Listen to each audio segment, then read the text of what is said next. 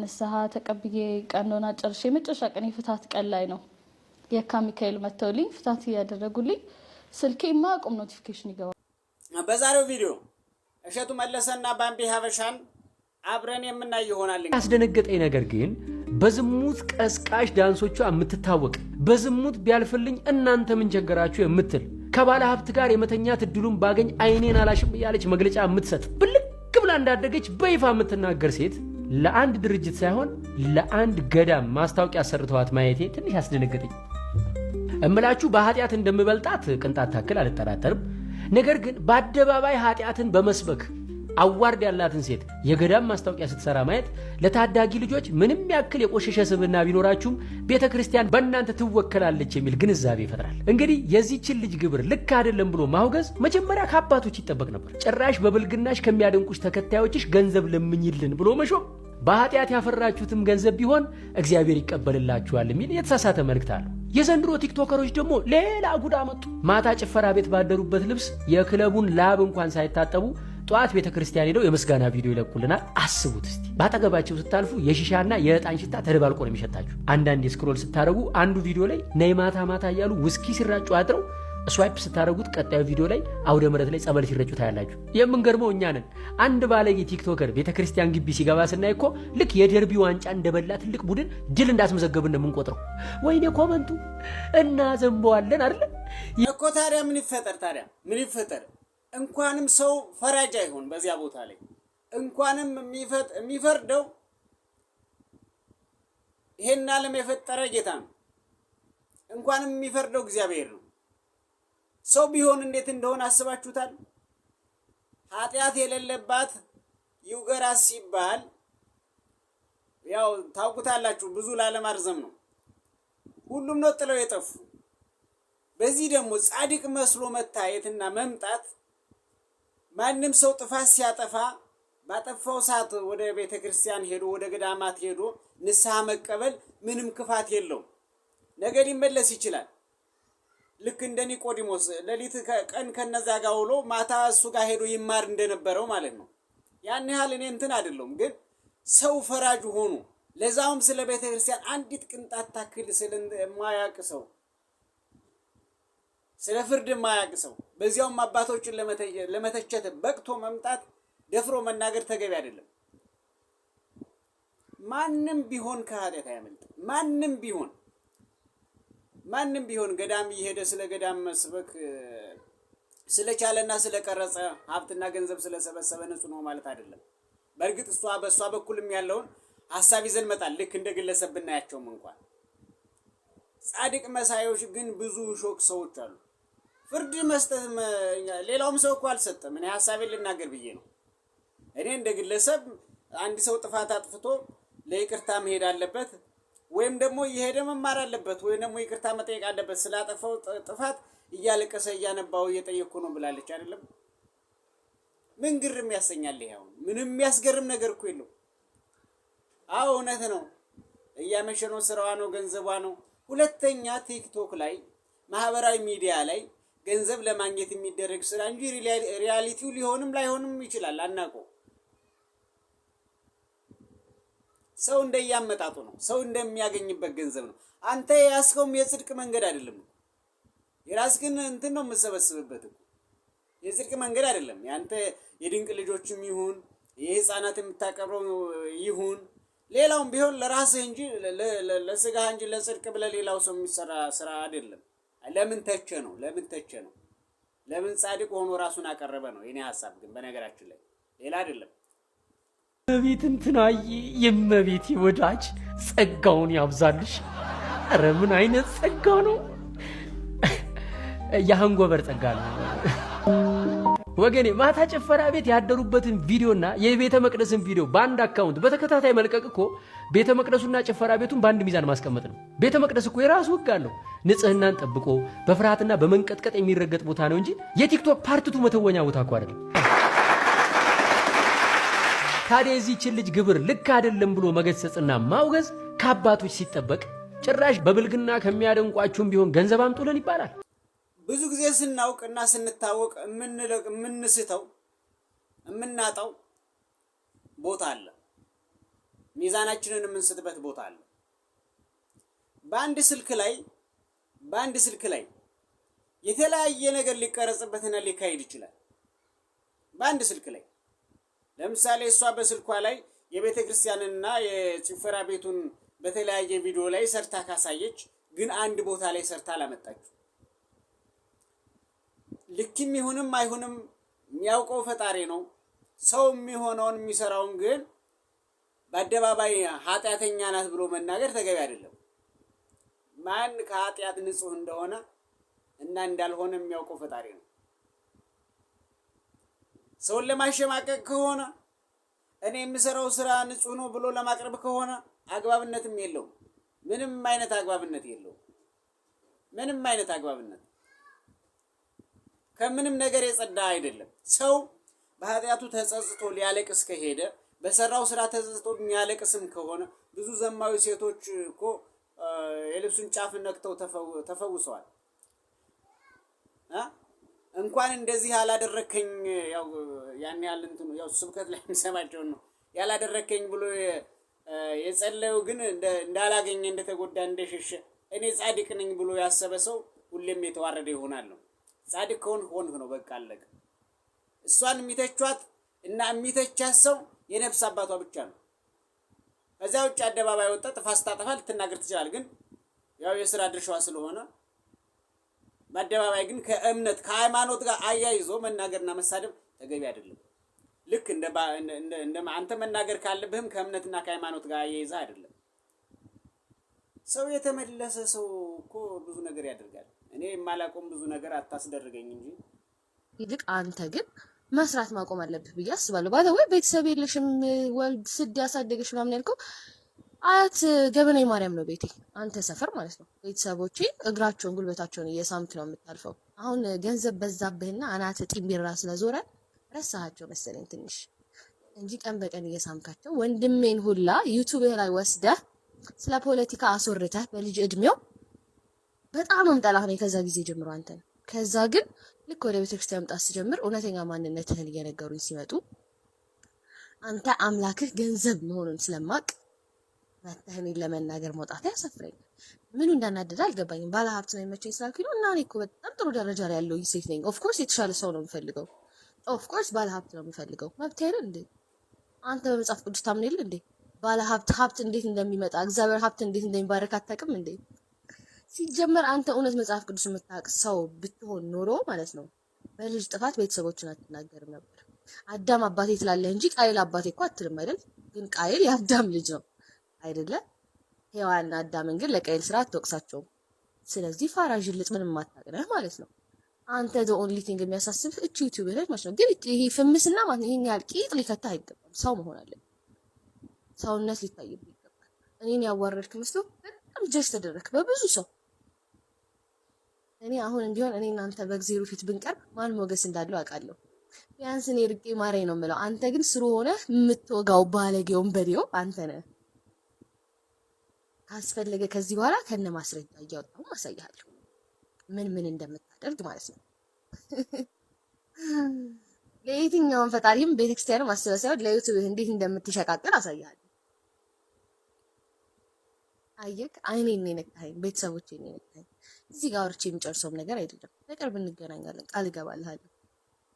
ለምን ምን ችግር አለው በሞትስ? ቤተሰቦቼ እኮ ናቸው። አይ ዶንት ኬር ገባት። የኔም ቤተሰቦች ያለ ልጅ ያንተም ልጅ ያለ አባት ይቀራታል በዚህ ንግግር። አለበለዚያ ይቅርታ ጠይቀህ ቪዲዮህን ታጠፋታለህ። አሁንም ቢሆን ሐሳቤን አልቀየርኩም። ባዮ ላይ ብትሄዱ የምፈልገው ባለ ሀብት ወንድ እንደሆነ አስቀምጫለሁ። መብቴ ነው። ማንም አይተኝ። እግዚአብሔርም እንደዚህ ፈለግሽ ብላ አውቅሰኝም። አንተ ነህ መሰለህ እንጂ አውቅሰኝም። አንተ በጣም ማስመሰልህን ማለቅለቅህን ትተህ ማለት ነው መጽሐፍህን ገልጠህ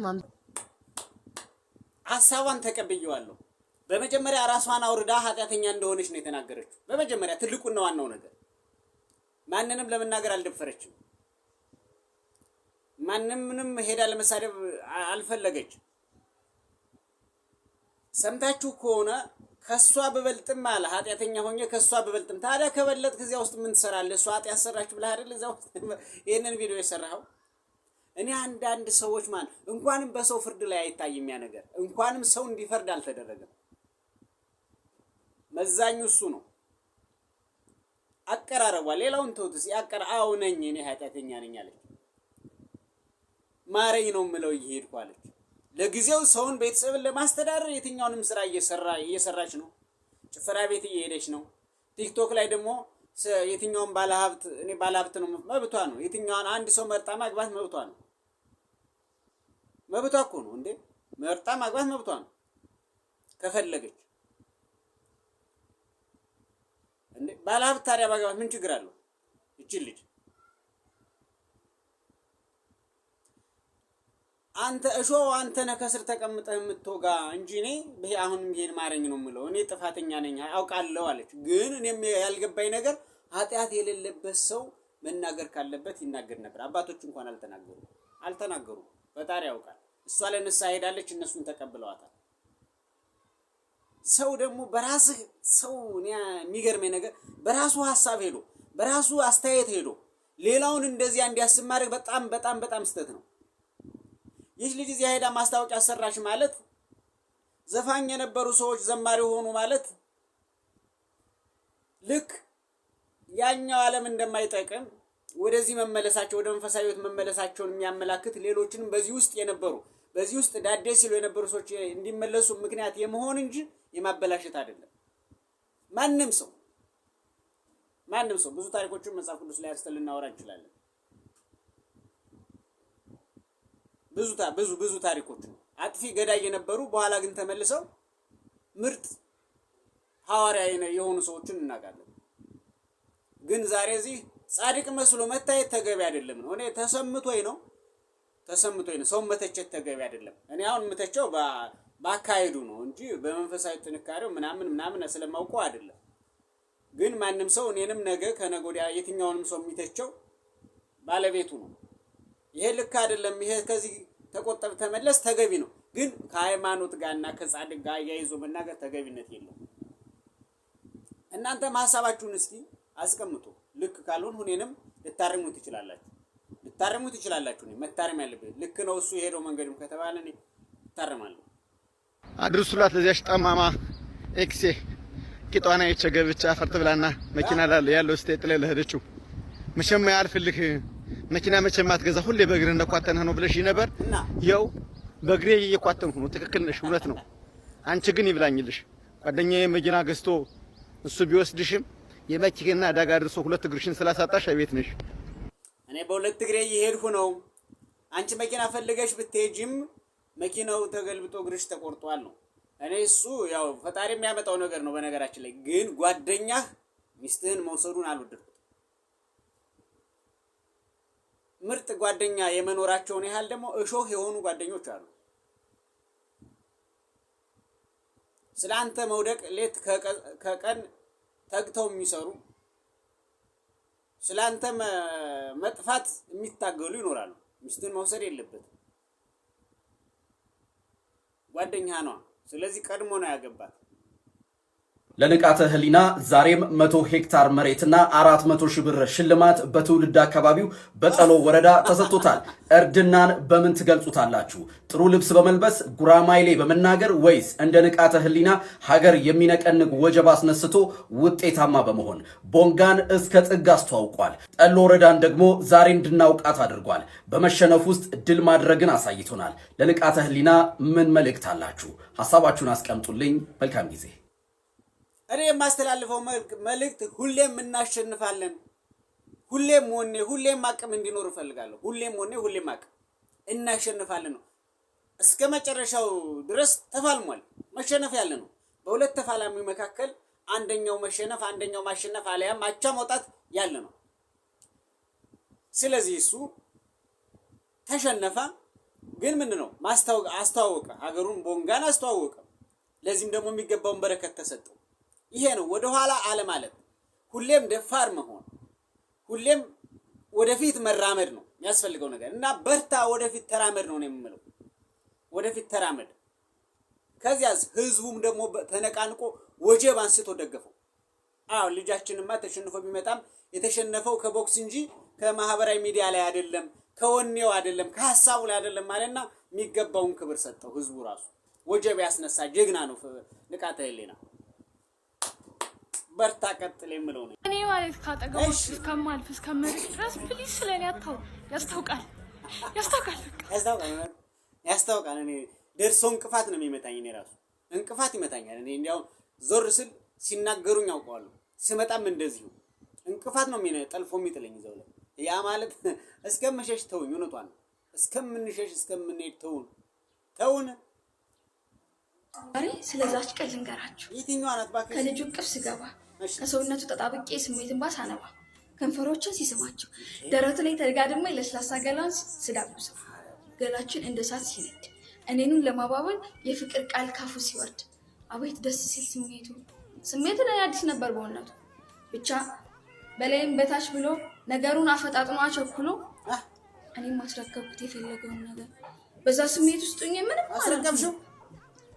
በአንድ በኩል ተደስቼ በአንድ በኩል ተከፍቼ ግማሹን የገባው አንዷን ነገሬን ሰጥቼ አንዷን ነገር አስረክቤ አለች። አንድ ናት እሷ። አንድ ለእናቷን አስረክባ በዚህ ስሜት ውስጥ ወደ ቤቷ አንዴም ተደስታ አንዴም ተከፍታ አንድ ለእናቷን አስረክባ ወደ ቤቷ አንድ ለእናቷ ይመችሽ ቤተሰብ ይመች። ከ6 ወር ነው አብረን የኖር ነው። በጣም ከባድ ነበረ። በጣም መቻቻል አልቻልንም። ስስቅ ደስ አይለውም፣ ስበላ ደስ አይለውም፣ ስተኛ ደስ አይለውም። ጭቅጭቅ ሁሌም፣ ንዝንዝ ሁሌም። እንዴ ተፋታን፣ ተለያየን። አብረን የምንዘልቅ ሰዎች መሆን አልቻልንም። ምክንያቱም አብረን በነበርንባቸው ጊዜዎች ሁሉ ሰላም የሌለው በምግብ ሰዓት ሰላም የለው። ታዩ ገብቶናል። መጀመሪያ የት ነበራችሁ? ይሄ ያለምንም ነገር ሰውየውን ሳታነቢው ሳትናበቡ እንዲሁ ድፍን እንደሆናችሁ ወደ ትዳር ሄዳችሁ ነው ወይስ ከዚያ በኋላ የተፈጠረ ነገር ኖሮ ነው? ብዙ ጊዜ እንደዛ ይደረጋል። ያ መሆን የለበትም። በዘመናዊ ዓለም ውስጥ መታየት ተገቢ ነው። ዘመናዊን ከባህላዊ የሚያስተሳስሩ ሰዎች በነገራችን ላይ ሰዎች ከመጋባታቸው በፊት በፍቅረኛ ጊዜ የነበራቸው የተለያየ ነው። ሲጋቡ የተለያየ ነው። ሲወልዱም የተለያየ ነው። ጸባያቸው፣ ሁኔታቸው፣ ባህራቸው የተለያየ ነው የሚሆነው። አንድ አይነት የመሆን እድላቸው ብዙ ጊዜ የለም። ግን ደግሞ በዚያ ውስጥ ችሎ የመቻቻል ሁኔታ ማሳየት ወይ ማድረግ መቻቻል ትልቁን ቦታ ይወስዳል ብዬ አስባለሁ። በኔ በኩል ያ ነው። ጽናት ከሌለው በዚያም በዚህም ሁለት የተለያዩ ሰዎች ነው የሚገናኙት። ሁለት የተለያየ ዓላማ ያላቸው ሰዎችና ሁለት የተለያዩ ተፈጥሯዊ አካል ያላቸው ሰዎች ነው የሚገናኙ። በዚህ ጊዜ ግን የጋራ የሚወሰን ነገር አለ። አንቺም ወርደሽ ይሁን ከፍ ብለሽ ከጸባይሽ፣ እሱም እንደዚሁ ከፍና ዝቅ ተበላችሁ አንድ ቦታ ላይ የምትገናኙበት ነው ትዳር እንጂ አልተስማማኝም፣ ስተኛም ስነሳም ስበላም ደስ አላለውም ተብሎ የሚፈታ አይደለም ትዳር ብዬ አስባለሁ። ኧረ ራስን ዘመንከባከብ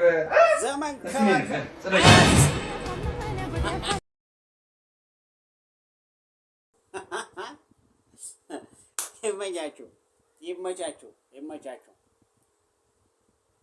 ጸዴ ነው። እግሩን አላቀርብላትም። እሷና ቢኒ እኔን መሬት ካወረዱኝ 10 ሺህ ብር ሰጣቸዋለሁ።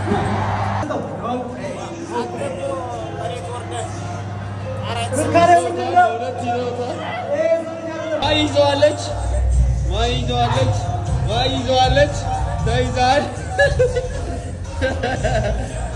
ይዘዋለች አልቻሉትም። መሬት ካወረዱኝ ነው ያለው። ጀግና ሰው ነው። ወጀብ ያስነሳ ጀግና ሰው።